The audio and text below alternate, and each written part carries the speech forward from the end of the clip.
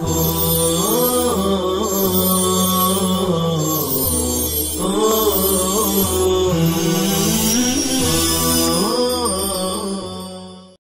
الرحمن الرحیم الحمد للہ رب العالمین الحمد للہ حمدا کثیرا طیبا مبارکا فیہ وصلی اللہ وسلم علی نبینا محمد وعلی آلہ واصحابہ وبارک وسلم تسلیما کثیرا کثیرا. بسم اللہ الرحمن الرحیم. ثم لما فرغ المصنف عن بیان اجمال التقسیم شرع فی بیان تفاصیل الاقسام فقال. پھر جب مصنف تقسیم کے اجمالی بیان سے فارغ ہو گئے تو اقسام کی تفصیلات کا بیان شروع کر دیا. چنانچہ فرمایا کہ اما الخاص فکل لفظ وضع لمعنى معلوم على الانفراد، کہ خاص ہر وہ لفظ ہے جو انفراد کے طور پر کسی ایک ہی معنی کے لیے وضع کیا گیا ہو. فقوله كل لفظ بمنزلة الجنس لكل الفاظ والباقی كالفصل. چنانچہ مصنف کا قول کل لفظ تمام الفاظ کے لیے جنس کے مرتبہ میں ہے اور باقی قیود فصل کے طور پر ہے. فقوله وضع لمعنى يخرج المهمل، وقوله معلوم إن كان معناه معلوم المراد يخرج منه المشترك لأنه غير معلوم المراد، وإن كان معناه معلوم البيان لم يخرج المشترك منه ويخرج من قوله على الانفراد، لأن معناه حينئذ أن يكون المعنى منفردا عن الأفراد عن معنى آخر فيخرج عنه المشترك والعام جميعا. چنانچہ وضع لمعنى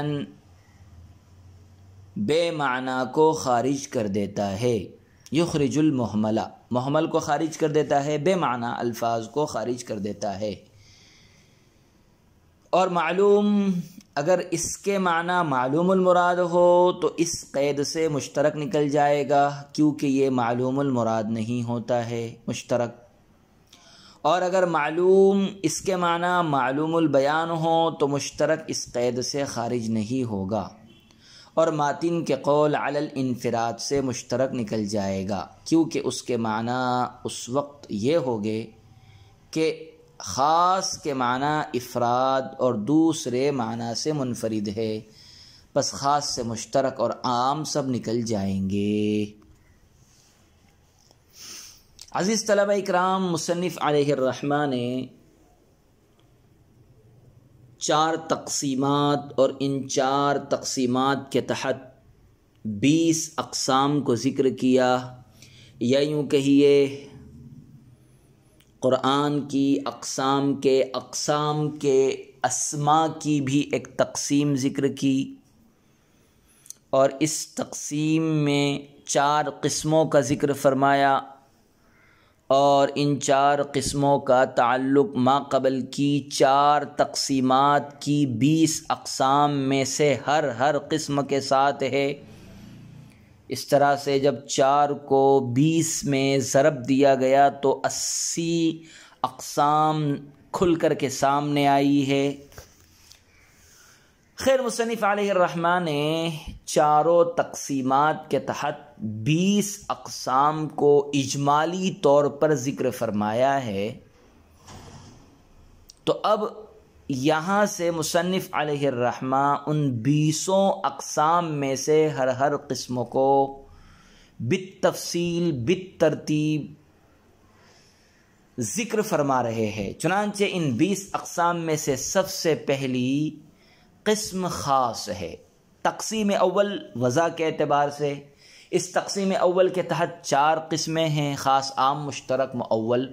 ان 4 میں سے سب سے پہلے خاص کو ذکر فرما رہے ہیں.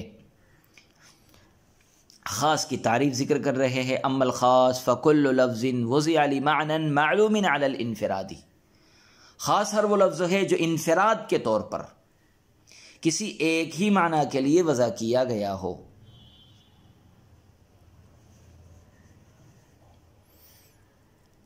ہر تعریف چونکہ جنس اور فصل سے مرکب ہوتی ہے، اس لیے شارع علیہ الرحمہ نے خاص کی تعریف میں مذکور جنس اور فصل کو بیان کیا ہے۔ چنانچہ فرمایا ہے کہ ماتن کا قول کل لفظ جنس ہے، بمنزل جنس ہے، جو تمام الفاظ کو شامل ہے۔ الفاظ خواہ محمل ہو، خواہ معنی دار ہو، بے معنی ہو، با معنی ہو، اور وضع لمعنن پہلی فصل ہے جو محملات بے معنی الفاظ کو خاص کی تعریف سے خارج کرتی ہے، کیونکہ محمل کسی معنی کے لیے موضوع نہیں ہوتا ہے۔ اور ماتن کا قول معلوم دوسری فصل ہے، کیونکہ اگر اس کے معنی معلوم المراد ہو، یعنی یہ مطلب ہو کہ خاص ہر وہ لفظ ہے جو ایسے معنی کے لیے وضع کیا گیا ہو جس کی مراد معلوم ہو، تو اس معلوم کی قید کے ذریعے خاص کی تعریف سے مشترک خارج ہو جائیں گے، اس لیے کہ مشترک ایسے معنی کے لیے موضوع ہوتا ہے جس کی مراد معلوم نہیں ہوتی ہے۔ اور اگر معلوم کے معنی معلوم البیان ہو، یعنی یہ مطلب ہو کہ خاص ہر وہ لفظ ہے جو ایسے معنی کے لیے وضع کیا گیا ہو جو معنی لفظ سے واضح ہو، ظاہر ہو، تو معلوم کی قید کے ذریعے خاص کی تعریف سے مشترک خارج نہیں ہوگا، کیونکہ لفظ مشترک جن معنی کے لیے موضوع ہوتا ہے وہ تمام معانی لفظ سے ظاہر اور واضح ہوتے ہیں۔ تو اب مشترک خاص کی تعریف سے کیسے خارج ہوگا؟ تو فرما رہے ہیں تیسری فصل علی الانفراد کی قید کے ذریعے مشترک خاص کی تعریف سے خارج ہو جائے گا، کیونکہ علی الانفراد کا مطلب یہ ہے کہ خاص جس معنی کے لیے وضع کیا گیا ہے وہ معنی افراد سے بھی منفرد ہوتے ہیں، معنی بھی ایک ہوتے ہیں، اور وہ معنی جس پر دلالت کرتے ہیں وہ بھی ایک ہی ہوتا ہے۔ خاص منفرد عن الافراد ہوتا ہے، معنی کے اعتبار سے بھی خاص ہوتا ہے، اور جس پر دلالت کرتا ہے اس کے اعتبار سے بھی خاص ہوتا ہے، افراد سے منفرد ہو اور دوسرے معنی سے بھی منفرد ہو۔ منفرد عن الافراد اور منفرد عن المعنی دونوں چیزیں ہیں خاص میں، فرد بھی ایک ہوگا، معنی بھی ایک ہوگی، ایک ہی معنی پر دلالت کرے گا، اور جو معنی دلالت کر رہے ہیں جس چیز پر وہ بھی ایک ہی ہوگے۔ پس خاص کے معنی چونکہ دوسرے معنی سے منفرد ہوتے ہیں، یعنی خاص ایک ہی معنی کو ایک ہی فردوں کو شامل ہوتا ہے، اور دوسرے معنی کو یا ایک سے زیادہ افراد کو شامل نہیں ہوتا ہے خاص، اور مشترک دوسرے معنی سے منفرد نہیں ہوتا، بلکہ مشترک میں ایک سے زائد معنی پائے جاتے ہیں، اس لیے علی الانفراد کی قید کے ذریعے خاص کی تعریف سے مشترک خارج ہو جائے گا۔ اور خاص کے معنی چونکہ افراد سے بھی منفرد ہوتے ہیں، یعنی خاص کے معنی بہت سے افراد کو شامل نہیں ہوتے ہیں، اور عام گرچہ اس کے ایک ہی معنی ہوتے ہیں لیکن یہ ایک معنی بہت سارے افراد کو شامل ہوتے ہیں، عام افراد سے منفرد نہیں ہوتا بلکہ مشتمل بین الافراد ہوتا ہے، بلکہ اس کے تحت بہت سے افراد ہوتے ہیں، اس لیے علی الانفراد کی قید کے ذریعے خاص کی تعریف سے عام بھی خارج ہو جائے گا۔ حاصل یہ کہ اگر لفظ معلوم کے معنی معلوم المراد ہو تو لفظ معلوم کی قید کے ذریعے مشترک خاص کی تعریف سے خارج ہو جائے گا، اور علی الانفراد کی قید کے ذریعے عام خارج ہو جائے گا خاص کی تعریف سے۔ اور اگر لفظ معلوم کے معنی معلوم البیان کے ہوں تو اس قید کے ذریعے مشترک خاص کی تعریف سے خارج نہ ہوگا، بلکہ مشترک اور عام دونوں کے دونوں علی الانفراد کی قید کے ذریعے خاص کی تعریف سے خارج ہوں گے۔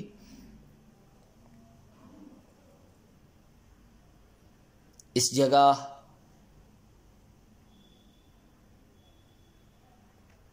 ایک اعتراض یہ ہے کہ ماتن کی بیان کردہ خاص کی تعریف جامع نہیں ہے، کیونکہ تعریف میں لفظ لمعنن مذکور ہونے کی وجہ سے خاص العین یعنی زید تعریف سے خارج ہو جاتا ہے، اس لیے کہ خاص العین کسی معنی کے لیے موضوع نہیں ہوتا، اور خاص کی تعریف یہ کل لفظ وضع لمعنن، اور خاص العین کسی معنی کے لیے موضوع نہیں ہوتا؟ اس کا جواب یہ ہے کہ معنی سے مراد مفہوم ہے، خواہ وہ عین ہو خواہ معنی ہو، یعنی خاص ہر وہ لفظ ہے جو بطور انفراد کے کسی مفہوم معلوم کے لیے وضع کیا گیا ہو۔ چنانچہ جب لفظ معنی سے مفہوم مراد ہے اور مفہوم عین کو بھی شامل ہے تو خاص کی تعریف سے خاص العین خارج نہیں ہوگا اور خاص کی تعریف غیر جامع نہ ہوگی۔ وَإِنَّمَا ذُكِرَ اللَّفْظُ هَا هُنَا دُونَ النَّظْمِ جَرَيًا عَلَى الْأَصْلِ وَلِأَنَّ الظَّاهِرَ أَنَّ هَذِهِ الْأَقْسَامَ لَيْسَتْ مُخْتَصَّةٌ بِالْكِتَابِ بَلْ يَجْرِي فِي جَمِيعِ كَلِمَاتِ الْعَرَبِ وَإِنَّمَا ذُكِرَ النَّظْمُ فِي التَّقْسِيمَاتِ رِعَايَةً لِلْأَدَبِ لِأَنَّ النَّظْمَ فِي الْأَصْلِ جَمْعُ اللُّؤْلُؤِ فِي السِّلْكِ بِخِلَافِ اللَّفْظِ فَإِنَّهُ فِي اللُّغَةِ الرَّمْيُ وَإِنَّمَا ذُكِرَ كَلِمَةُ كُلٍّ فَإِنَّهُ وَإِنْ كَانَ مُسْتَنْكِرًا فِي التَّعْرِيفَاتِ فِي اصطلاح الْمَنْطِقِ ولكن القصد ها هنا لبيان الاضطراد والضبط وهو إنما يحصل بكل لفظ۔ اور مصنف نے یہاں لفظ ذکر کیا ہے نہ کہ نظم، اصل پر چلتے ہوئے، اور اس لیے کہ ظاہر یہ ہے کہ یہ اقسام کتاب کے ساتھ مختص نہیں ہیں بلکہ تمام کلمات عرب میں بھی جاری ہے، اور تقسیمات میں نظم کا ذکر ادب کی خاطر کیا گیا ہے کیونکہ لغت میں نظم کے معنی لڑی میں موتی پرونے کے ہے، برخلاف لفظ کے کہ لغت میں اس کے معنی پھینکنے کے ہے۔ اور کلمہ کل کا ذکر منطق کی اصطلاح میں اگرچہ برا ہے لیکن یہاں تعریف کو جامع اور معنی بیان کرنا مقصود ہے اور یہ لفظ کل سے حاصل ہوتا ہے۔ عزیز طلبہ کرام، اس عبارت میں دو اعتراضات ہیں اور ان کے جوابات ذکر کیے گئے ہیں۔ پہلا اعتراض یہ ہے کہ ماتن نے خاص کی تعریف میں لفظ ذکر کیا ہے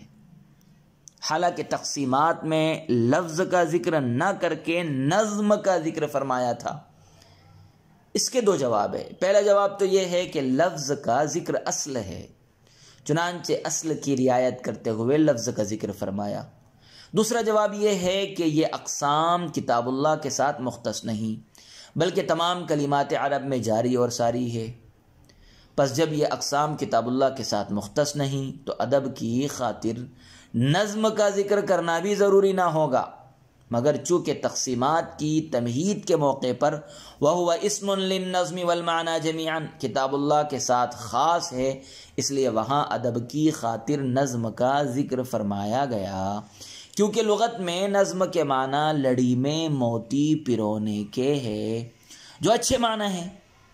اور لفظ کے معنی پھینکنے کے ہے جو برے معنی ہیں۔ دوسرا اعتراض یہ ہے کہ خاص کی تعریف کرتے ہوئے ماتن نے کلمہ کل ذکر فرمایا، کل لفظ وضع، اور کلمہ کل افراد کے احاطے کے لیے آتا ہے نہ کہ بیان ماہیت کے لیے، حالانکہ تعریف ماہیت کے ذریعے کی جاتی ہے نہ کہ افراد کے ذریعے۔ کلمہ کل افراد کے احاطے کے لیے آتا ہے نہ کہ بیان ماہیت کے لیے، حالانکہ تعریف ماہیت کے ذریعے کی جاتی ہے نہ کہ افراد کے ذریعے۔ چنانچہ مقام تعریف میں کلمہ کل ذکر کرنا کس طرح درست نہیں، کسی بھی طرح سے کلمہ کل کو ذکر کرنا درست نہیں ہے، اس لیے کہ تعریف ماہیت کے ذریعے کی جاتی ہے، افراد کے ذریعے نہیں، اور کلمہ کل افراد کے احاطے کے لیے آتا ہے نہ کہ بیان ماہیت کے لیے، لہذا مقام تعریف میں کلمہ کل کو ذکر کرنا کسی بھی طرح درست نہیں ہوگا۔ اس کا جواب مصنف علیہ الرحمہ نے یہ دیا ہے کہ تعریفات میں کلمہ کل کا ذکر منطقی حضرات کی اصطلاح میں اگرچہ ناپسندیدہ اور برا ہے، مناطقہ کے نزدیک اگرچہ مناطقہ کی اصطلاح میں اگرچہ کلمہ کل کا ذکر ناپسندیدہ اور برا ہے، مگر تعریف کو جامع اور معنی کرنے کے لیے اصولیین کے نزدیک کلمہ کل کا ذکر پسندیدہ اور حسن ہے۔ اور یہ ہو سکتا ہے کہ ایک چیز ایک کی اصطلاح میں پسندیدہ ہو اور دوسرے کی اصطلاح میں ناپسندیدہ ہو، پس خاص کی تعریف میں کلمہ کل کے ذکر سے اہل اصول پر کوئی اعتراض واقع نہیں ہوگا۔ منطقیوں کے نزدیک برا ہے، اصولیین حضرات کے نزدیک بیان تعریف کے موقع پر کلمہ کل کا استعمال برا نہیں ہے، ناپسندیدہ نہیں ہے، بلکہ تعریف کو جامع اور معنی بنانے کے لیے اصولیین کے نزدیک بیان تعریف کے موقع پر کلمہ کل کو ذکر کرنا حسن ہے، مستحسن ہے، اس کے ذریعے سے تعریف جامع اور معنی ہوتی ہے، لہذا اصولیین کے نزدیک یہ چیز پسندیدہ ہے اور مناطقہ کے نزدیک یہ چیز ناپسندیدہ ہے۔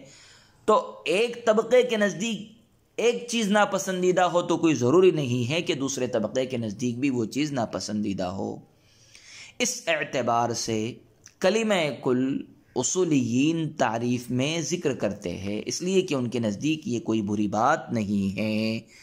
وصلی اللہ وسلم علی نبینا محمد وعلی آلہ واصحابہ وبارک وسلم تسلیما کثیرا کثیرا۔